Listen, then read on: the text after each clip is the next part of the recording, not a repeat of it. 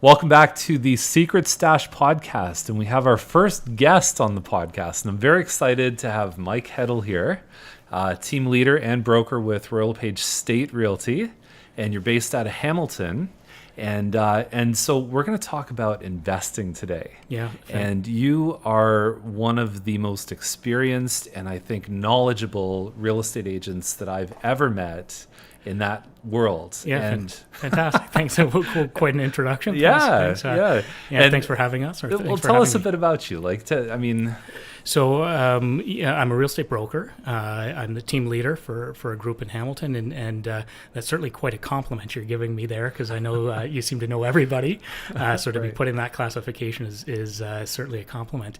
I've been doing it for a long time, and I think that's really where this knowledge base came out of necessity many years ago for me. One of the first relationships I put in place in my practice was with the Faculty of Medicine in McMaster University, and good I started, people to know. Yeah, great people to know. And as we started to recruit and bring people in from all over the world, I found there was a real shortage in fully furnished rentals in the Hamilton marketplace.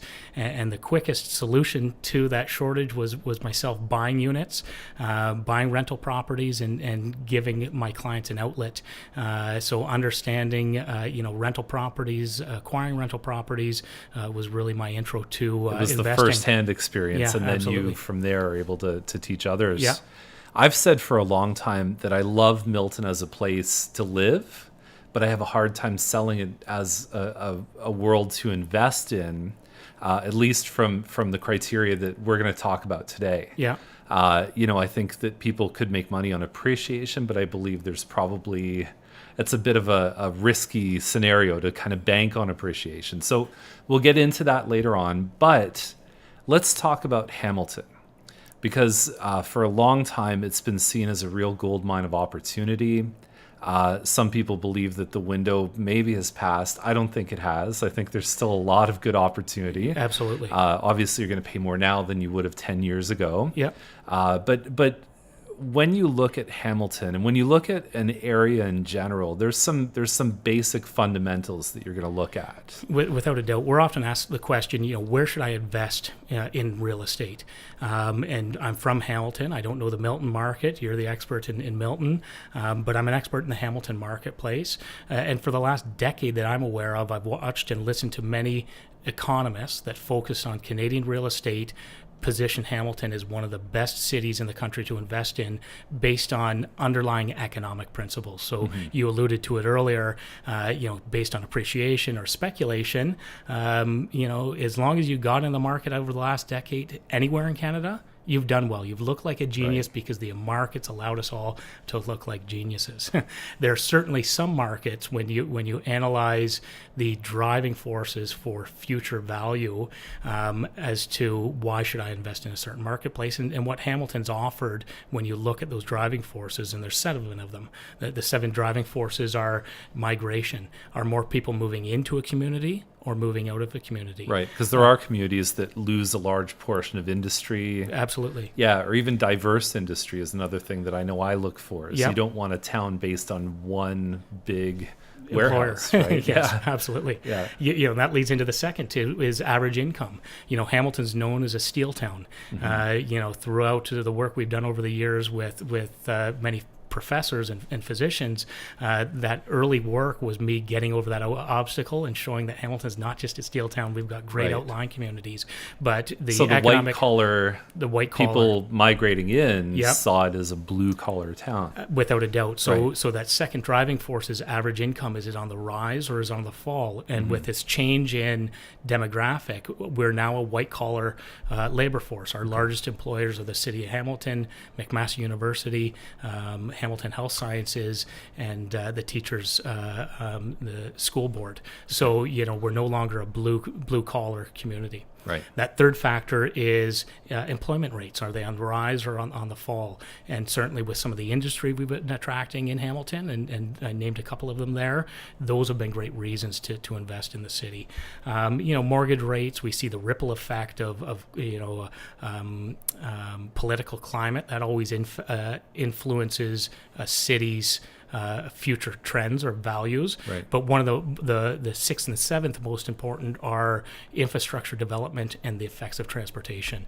And those are two key areas that we've really seen a huge investment in Hamilton over the last 5 years, 10 years. Things like the GO station, which is carrying around the QEW forecasted into St. Catharines. Right. And we're seeing $1 billion investment from our provincial government in LRT, which is forecasted to begin in 2019 and completed by 2024. Okay. So those driving forces have been great reasons to invest in Hamilton. So rather all than speculation. 7 of those on some level have continued to be better and will be better in the next 5 or 10 years. Yeah, without a doubt. So I want to talk about looking at the market and even best places, because within Milton, within Hamilton region, there's a lot of different markets. The media likes to paint big pictures of, province of Ontario or municipalities, but it can vary from street to street or area to area. So we'll talk about that. And then we're going to talk a little bit more about, what good investors do.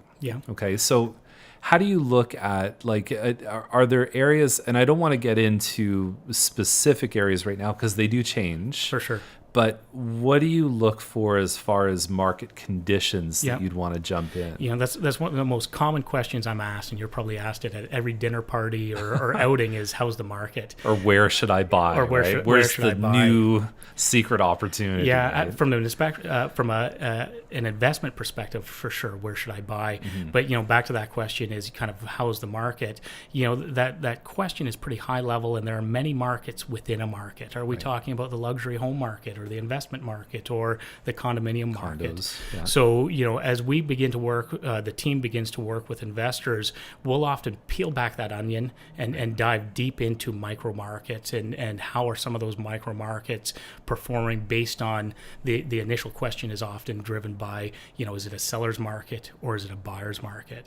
And as you've alluded to earlier, even 6 months ago, the market conditions were very different than they are today. Right. But as an educated investor, and that's one of the things that we do with our clients is help educate them and provide them with the tools so that they can make educated decisions. We like to peel back that onion and look at markets within a market, because although we may be in a significant seller's market, or the whole region looks like a seller's market. That's right. On a macro level, the region may look like a seller's market. There will be pockets within a region, and this is applicable to Hamilton or Milton and investments, or even residential homes that may be having more inventory and fewer sales, which may provide a buyer's opportunity. Right. So as an investor, if you're looking for those great deals, we'll talk about this in a moment, I always stick to the fundamentals, but there can be some great negotiating strategies that come into play depending on what market and market conditions you're seeing within a micro market. So condos might be on fire. You're seeing rapidly appreciating prices, which would be defined as a seller's market. And usually it's how we define buyer and seller markets and balanced markets is as a percentage of the total inventory, how many of those places are selling every month. Exactly. So it's like an absorption rate. It gets into months of inventory. Exactly. Right. So we look at the same kind of thing, and one market could be on fire, one area could be on fire, the other one, there's some leverage. And what I like to say to investors is you win on the buy, not the sell. Everybody tries to sort of aim for the highest price when you sell. You always want that, but the real win is where you get in. Yeah, for sure. Where you get in or how a property is performing, in my opinion, is a real win, because who knows what future values may look like. That's out of our control. Right. Market conditions, as we've just seen this past year, can change very quickly. From a strong seller's market into a more balanced marketplace. So the discussion with investors is more cued around how is a property performing today under today's current environment, rather than speculating. As I said earlier, you'll hear this as a theme. Where I see investors go wrong is based on speculation. Where you hope and pray something will happen. Right? Absolutely. And I love, you and I have had the conversation around, I don't care if the property is worth 10 or 20% less than what I paid for it. Short term, of course. I mean, you don't want that 20 or 25 years from now. But realistically, nobody who buys real estate 20 years later ever regrets it. Yes. You'll find the ups and downs there. As we indicated earlier, I don't know if I mentioned, my background is in economics. I'm formally educated in economics. So, I've kind of alluded to, where I see people go wrong in real estate investing is based on speculating. Well, a year from now, this should be worth this. But if we look at the economic fundamentals of how a property is performing, it really doesn't matter what the market does over the next 2 years or 5 years or even 30 years. It's a bonus. It's a bonus. Yeah. So we train our investors to look at really 3 key components of a real estate investment. And this is, in my opinion, the basics of investing in real estate. And we should be looking at properties that perform positive cash flow. So that's a property that has a rent that come in that exceed any of the expenses, mortgage and utility bills. Right. That's your key. If you've got positive cash flow, you're going to have the second component, and that second component of investing in real estate is principal recapture, what we refer to as principal recapture. And that's as simple, more commonly or simply put, you've got a tenant that's paying down your mortgage payment. He's paying down the principal portion of your mortgage payment, so you're recapturing that. Right. And then the third component of investing in real estate, which is the wealth building side of it, is that's the long term. Every month as you're getting a deposit in the bank account. Yeah, right? forced savings, some people refer to it as, or and really all 3 of them are the wealth building side, and certainly having somebody else pay your mortgage is kind of the easiest concept to understand there. But that third component is appreciation. And as I said earlier, if we see an appreciation over a 2 years time span, that may be up for interpretation. There could be factors that influence that. If we look at a 20 or a 30 year time span, that's where we're almost guaranteed to see appreciation, even if it's just based on inflation. Every year inflation it takes values up. Commonly, we didn't chat about this earlier, but commonly we'll break that appreciation component down into two categories. One is passive appreciation, so whatever the market does, and the second is a forced appreciation or active appreciation. And you can in fact add value to a property, as we all know, by making renovations or improvements to that property. Right. And there's things that you should and shouldn't do that will actually be good investments for a property. Without a doubt. Yeah. Absolutely. And I talk about 5 of them. Usually it's the painting, the floors, the kitchens, the bathrooms, and details, right? So things like landscaping, lower return, even sometimes fixing some of the elements like roofs and windows. You don't always get your money back. You have to do it though. I mean, if you hold the property long enough, there's an economic age that you just have to do. Lifespans of all those systems for sure. Let's talk about leverage too, because somebody who's looking and saying I could invest in real estate, or I could invest in the stock market or anything else. There's a big opportunity there, and in fact your rates of return are much, much higher when you look at a leveraged investment like real estate. This is one of the I guess, core principles of investing in real estate. And when we work with our novice investors, you almost see this light bulb go off when they get the concept of leverage. And, having a bit of a background, and in fact, I've been an investor since, I say from the age of 12, I opened my first RSP at the age of 18. I've never seen any other vehicle like real estate offer the compounding effect of leverage that real estate does. And I'm going to run you through 2 quick examples here. I always joke with people, my RSP, I'm lucky if it's worth as much at the end of the year as it is at the start. So versus real estate and what that's done for me. Absolutely. I'll give an example and I'll walk you through just some numbers because I think that that's one thing we should share with the viewers. And if on the video of this, we'll put an example up in the video, right? So I'll break down the numbers. But, obviously, you can't do that on the podcast audio part. They're pretty simple numbers, so I think our viewers should be able to follow along. But I'll give 2 scenarios where I'll call myself investor 1, an uneducated investor, and I'll call Chuck investor number 2, the educated investor. Well, thank you very much. Appreciate that. So in my scenario, we're both going to buy the same property that has the same rent roll. So just for illustration purposes, I'm going to use an example of a $100,000 property, because the math is really simple for me to follow and our viewers to follow. And on that $100,000 property, if I had that $100,000 outright, I might buy that property in full.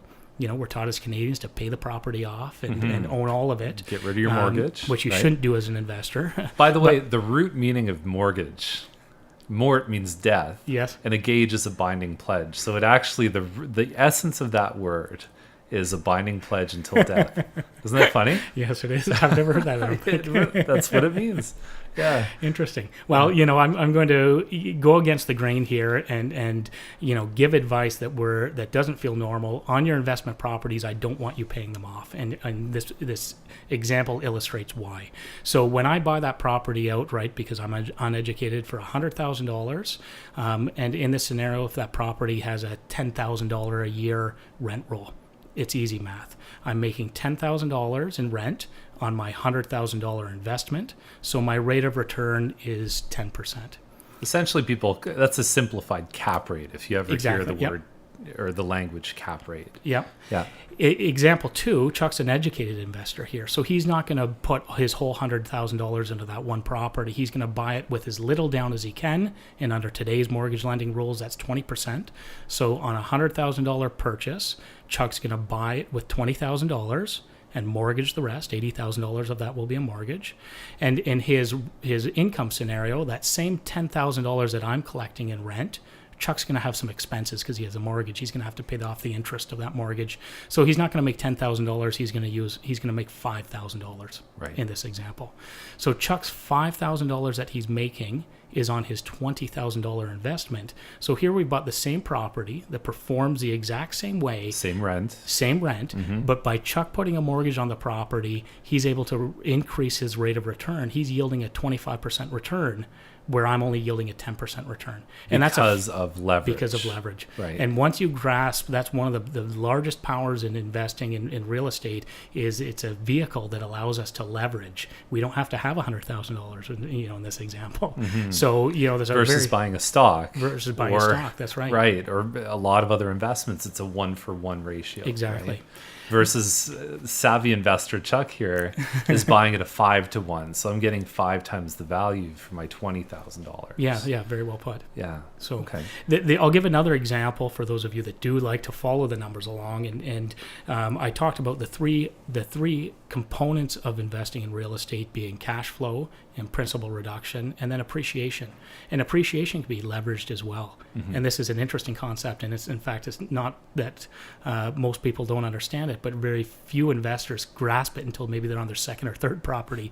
But that is when we see properties appreciate. So I'll use that same example where I've put $100,000 in to acquire this property, and let's say the market's going to be a good year this year. We're going to see 7-year property value appreciation. 7%. 7%. Sorry, 7% per year. So this year's a good year. The property values go up 7%. So the $100,000 at the end of 12 months would be $107,000. $107,000. That's right. Okay. So I've seen a 7% appreciation. Okay. Now that same $107,000 property at the end of 12 months for you, you've seen $7,000 in appreciation on only your $20,000 investment. So you've now again leveraged that, where you're realizing just on appreciation, a small percentage, only a 7% return on the marketplace has yielded you a 35% return. On my initial investment, on your initial 35%. That's right. And the world's greatest investor is Warren Buffett. Yes. Right? And he is about a 20% investor. So he takes 100,000 and turns it into 120 at the end of the year. Unleveraged though. And I've heard him talk about the idea that he would buy real estate all day long, except it's the management of that thing, right? Yeah. So it's, he sees more leverage of his time in doing the stock market, but you can still leverage real estate through, getting people, assembling a good team. It's not just a real estate agent. Yeah, without a doubt. And that's certainly something that we're asked that question very often or all the time is, do we manage properties? Which the answer is no, I'm not a property manager. I'm a real estate broker. But we've aligned ourselves with, the best professionals in the industry. So many of our clients will put in touch with vetted property managers, or, again, of course, home inspectors and just general handyman or contractors, etc. Right. So that's pretty important. Even mortgage is an important one to talk about too. And again, we could probably talk for hours about this, but certain investors will find themselves almost landlocked if they don't set up their mortgage properly. And there's certain lenders that'll lend, only up to a certain amount of properties, and so that's a Absolutely. big consideration for somebody looking to scale their investments. Without a doubt, one of the interesting things about our industry, real estate as a general, covers a huge gamut of micro markets. We talked kind of earlier, and the same with mortgages. Work with, if you're going to become a real estate investor or you have properties, make sure as you build that dream team that your mortgage broker understands your long-term goals. Right, a good lawyer, good mortgage broker that's specific to investing. It's a different. It would be a specialist language almost. Yeah, without a doubt. Yeah. Okay. Excellent. Well, that's good. So Mike and his team, they don't just work with anybody, right? So I would say the ways that people would probably get in touch with you is to reach out to you directly, and your website is www.liveinhamilton.ca. liveinhamilton.ca, and just mention the podcast, mention that you heard about Mike and his team through the podcast, or you can reach out to the Charlton Advantage team, and we're glad to facilitate what we call a VIP introduction. Absolutely. Without a doubt, that'd be fantastic. Anything else to add? I thought this was a great podcast. I want to thank you. My first experience being, behind the microphone and with the headset on. So thanks for having me. I think it was a great, discussion. I hope we added some value and showcased, what's going on in Hamilton and what we do with some of our clients. And when we do work with investors, our goal is to help them achieve their investment dreams. Right. I always enjoy chatting with you about real estate in general, but this is an area that I'm passionate about. So And I love the thought that it really, some people come into investing with almost a self-interest, as I want to build my own wealth, but done properly, I think it has a big impact in our communities. Yeah. And just in society in general. Yeah, absolutely. Yeah. That's a great point. Yeah. Excellent. Thanks for coming, Mike. Great. Thanks for having me.